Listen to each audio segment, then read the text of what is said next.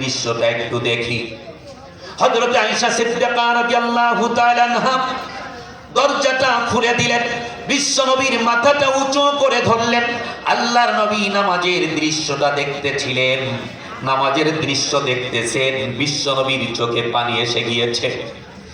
হযরত আয়েশা সিদ্দিকা রাদিয়াল্লাহু তাআলা আনহা বিশ্বনবীর চোখের পানি মুছে আর বলে, ইয়া রাসূলুল্লাহ, নামাজের দৃশ্য দেখলেন ঠিক আছে, চোখে কেন পানি এসেছে?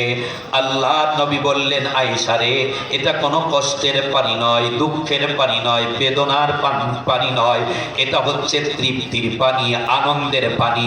এই যে নামাজ আমার সাহাবারা সুশৃঙ্খল ভাবে মসজিদে নববীতে দাঁড়িয়ে আবু বকরের ইমামতিতে নামাজ আদায় করছে, ভবিষ্যতের একটা প্রতিচ্ছবি যেন আমার চোখে ধরা পড়ে গেল।